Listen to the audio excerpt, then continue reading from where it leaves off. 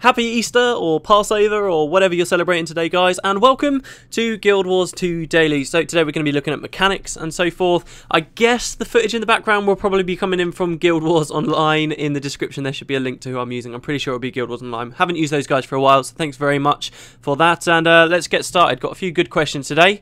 I've left it quite late to recording. I know a lot of you have been asking, hey, can you try and put them out a little bit earlier? And I will try and get them out a little bit earlier. Don't worry, guys. I am trying to work on that. But anyway, the first question was asked by mdrumdon7, who says, hey, I've got a quick question. Do you think that it's unlikely, this probably won't be a quick question by the way, do you think it's unlikely that we will have different professions in expansions? Will we, however, be able to get different weapons which will be easier to balance and bring more variety to the gameplay? Like for Cantha, maybe have Chinese-styled weapons, like maybe nunchucks or Death Stars, and Alona, maybe we get spears and scythes as in the original game.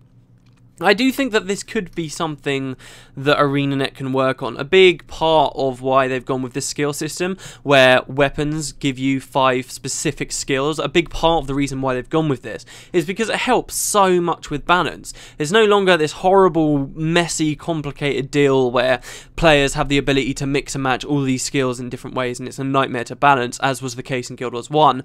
Now, ArenaNet can kind of partition things off and say, right, well, we can make sure all of the skills on the sword bar are balanced with respect to one another, and they can work through that with all of the weapons and all of the different skill bars that are going to be with that same weapon on different professions. And once all of these are balanced with regard to themselves, ArenaNet can just look at how they compare across different professions as well and balance in that regard. So everything should work out quite well for them there, and it is going to be very easy for them to balance. In fact, with Guild Wars 1, a lot of people were quite split about ArenaNet with Guild Wars 1. They had really good PvP, not the whole way through the game's lifespan, but for a lot of the time, PvP in Guild Wars 1 was very good, and to an extent it is still very good today. So a lot of people will say, oh, ArenaNet are really good at balancing things. However, they certainly didn't develop a game that made that easy for them with the Guild Wars 1 engine, while the other half of people seem to say, oh no, ArenaNet were terrible at balancing things because of how bad the Guild Wars 1 system was, and because there have been times, and maybe some will even say right now, where the game is quite clearly out of balance in certain areas. So I'm not sure really the community at large has really formed an opinion on whether ArenaNet were good at balancing things or bad,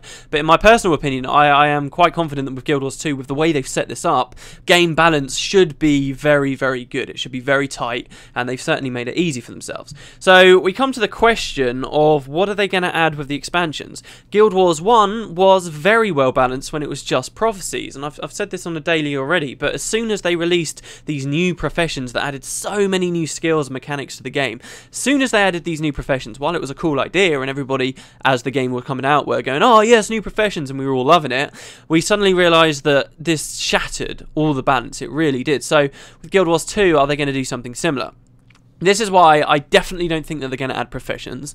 I do think that they could add races. That's definitely on the table now for Guild Wars 2. All they have to do is add a few racial utility skills, which at the end of the day aren't even available in PvP, where a lot of these balancing concerns are going to be coming in. Obviously, there will be endgame PvE stuff to consider as well, but those are by their very nature designed to be less effective and less useful than other skills on the table. So races, I definitely could see them also adding. So then you come to, what about extra weapons? Well, because the system has been developed so tightly, I do think they could add more weapons, and I wouldn't be sitting there if we come to the first expansion. I'm not going to be someone on the forums, and there will be people like this, screaming bloody murder and saying, oh no, this is going to ruin balance, because I don't think it necessarily will. I think they are going to complicate things for themselves quite quickly if they do start adding too many weapons, but if they added, say, 1 race and 1 weapon with each expansion, I think that would be enough to make people happy. The main problem with new weapons, though, is they couldn't really just add 1 weapon, if you think about it. Not all professions can use all weapons, so if they add 1 new weapon, then only a select few professions are going to get it, and then some professions will have something new to play with, and some professions won't. So how many weapons will they have to add? Are they going to add 2 and then just sort of split it 50-50? 4 professions get 1, 4 professions get the other?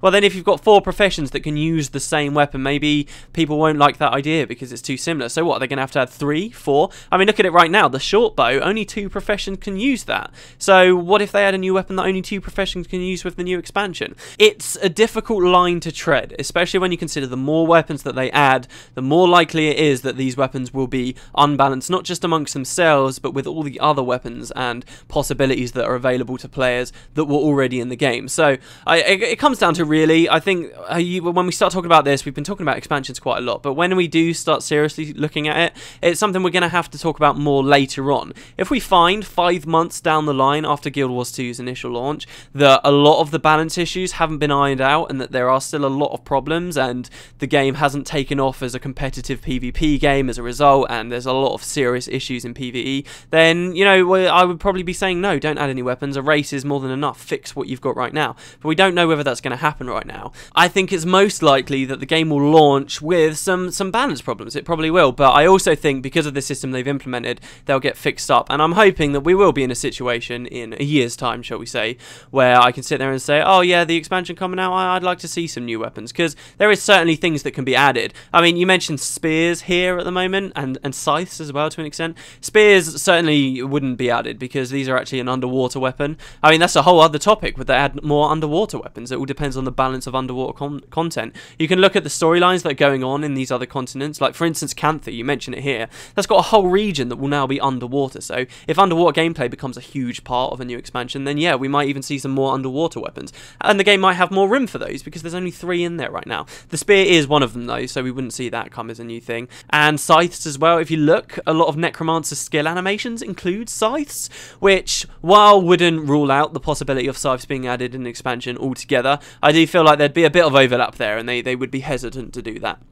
But that's my general opinion. I don't think that they would be an intrinsically bad addition to Guild Wars 2. It depends on the circumstance when we get there. Next question was asked by 1000May4, who says, recently the developers have put out a memo saying that there will be some form of underwater combat in almost every dungeon in the game. They also hinted that they were considering integrating underwater combat into competitive PvP. While I have seen water in World vs. World, they also said they might consider adding more underwater features in the maps. My question to you is this: what do you think of this seemingly increasing integration of underwater combat into the game? I'm fine with it. A lot of us prepped in our minds that there would be a lot more underwater content that's actually been added to Guild Wars. When the first information was coming out of the game, there were a lot of figures being thrown around that were saying at one point that at least 50% of the game's content would be entirely underwater. And there were words that all starting areas for all the races would have underwater sections to them, and it was going to be this big part of the game.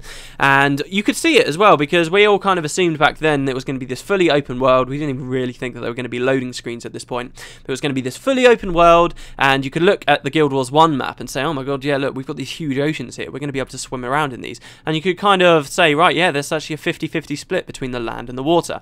But you look at the map now, and the areas we can actually go in the map, that seems to have shrunk recently. So I'm looking at the game now and all the beta footage that's coming out now. There's actually a lot less underwater content than I was initially expecting, which honestly I'm quite happy about. I am one of these people that is a little bit concerned that underwater content might get a little bit boring. We talked in the last question about how there are only 3 underwater weapons to be used by professions, right? That means that a lot of combat underwater will inevitably grow old a lot quicker than it would on the surface. Guild Wars 1 had this huge section of one of the campaigns called Nightfall, which included you riding around on these giant worms. And while you were riding these things, it changed your skill bar to a different skill bar that was appropriate for the kind of content that was there. Very similar to what they've done with underwater combat. Of course, you go underwater and all your skills change. And I don't think that it will be as bad as it was in Guild Wars 1 for underwater content in Guild Wars 2.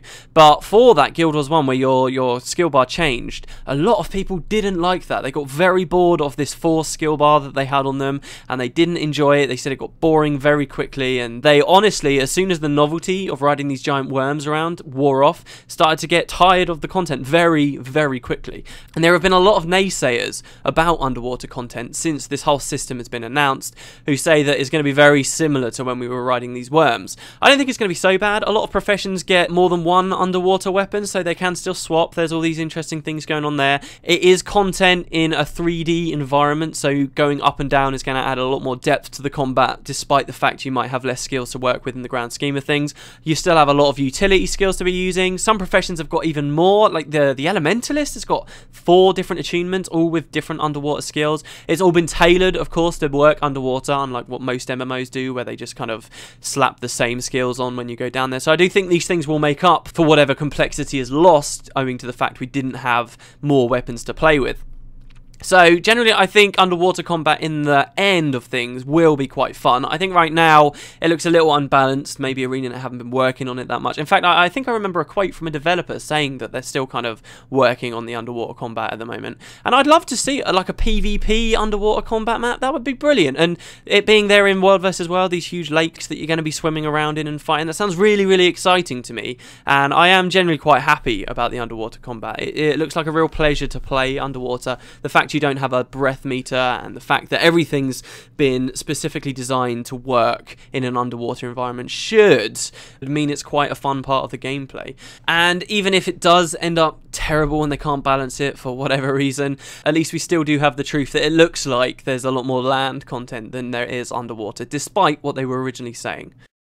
Do you know what? I'm going to do it 2 days in a row. I did record a third question. It was from somebody who personal messaged me and sent me quite a few questions, but it was from someone called The Lone Plant, who wanted me to talk about progression in PvE after level 80, as in pretty much what will keep people around, what's special about being level 80, and I talked about this for pretty much 10 minutes solid, so that'll probably be in tomorrow's episode with the other question that I left out of yesterday's episode. That's like what I guess we'll do tomorrow. It is getting late. I want to get this video out for you guys, so yeah, I'll call it there.